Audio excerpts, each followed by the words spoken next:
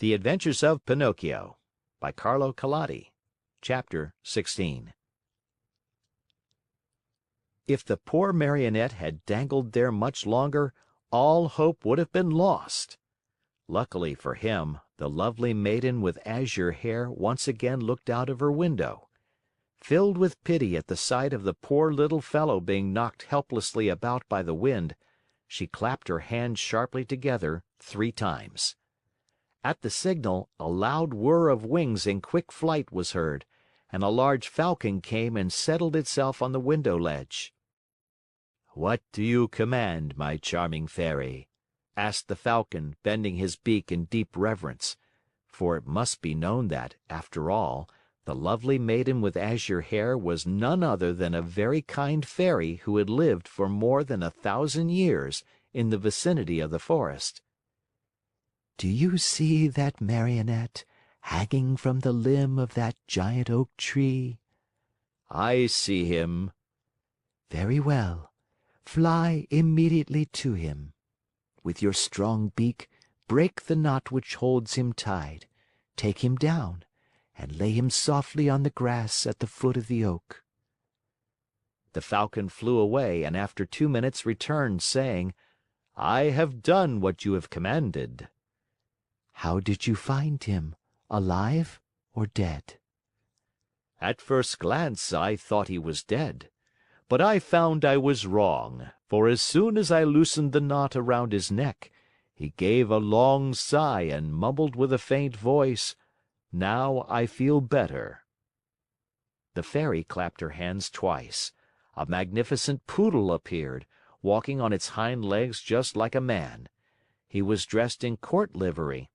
A tricorn trimmed with gold lace was set at a rakish angle over a wig of white curls that dropped down to his waist. He wore a jaunty coat of chocolate colored velvet, with diamond buttons, and with 2 huge pockets which were always filled with bones, dropped there at dinner by his loving mistress. Breeches of crimson velvet, silk stockings, and low, silver buckled slippers completed his costume. His tail was encased in a blue silk covering, which was to protect it from the rain. "Come, Madero," said the Fairy to him. "Get my best coach ready and set out toward the forest. On reaching the oak tree, you will find a poor, half dead Marionette stretched out on the grass. Lift him up tenderly, place him on the silken cushions of the coach, and bring him here to me."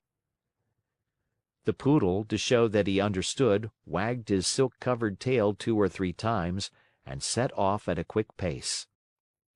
In a few minutes, a lovely little coach, made of glass, with lining as soft as whipped cream and chocolate pudding, and stuffed with canary feathers, pulled out of the stable. It was drawn by 100 pairs of white mice, and the Poodle sat on the coachman's seat and snapped his whip gaily in the air, as if he were a real coachman in a hurry to get to his destination. In a quarter of an hour, the coach was back.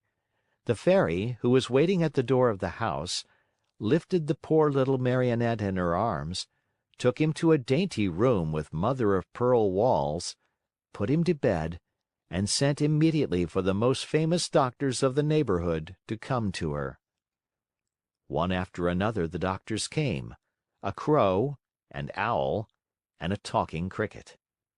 "I should like to know, Signore," said the Fairy, turning to the 3 doctors gathered about Pinocchio's bed, "I should like to know if this poor Marionette is dead or alive." At this invitation, the Crow stepped out and felt Pinocchio's pulse, his nose, his little toe. Then he solemnly pronounced the following words: "To my mind, this Marionette is dead and gone. But if by any evil chance he were not, then that would be a sure sign that he is still alive." "I am sorry," said the Owl, "to have to contradict the Crow, my famous friend and colleague. To my mind, this Marionette is alive. But if, by any evil chance, he were not. Then that would be a sure sign that he is wholly dead."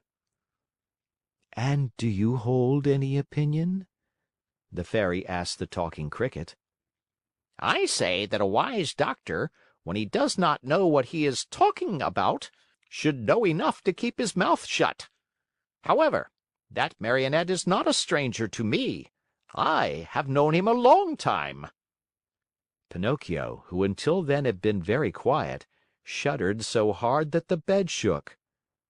"That Marionette," continued the Talking Cricket, "is a rascal of the worst kind." Pinocchio opened his eyes and closed them again. "He is rude, lazy, a runaway." Pinocchio hid his face under the sheets. "That Marionette is a disobedient son who is breaking his father's heart." Long shuddering sobs were heard, cries and deep sighs. Think how surprised everyone was when, on raising the sheets, they discovered Pinocchio half melted in tears. "When the dead weep, they are beginning to recover," said the Crow solemnly. "I am sorry to contradict my famous friend and colleague," said the Owl, "but as far as I'm concerned, I think that when the dead weep, it means they do not want to die." End of chapter.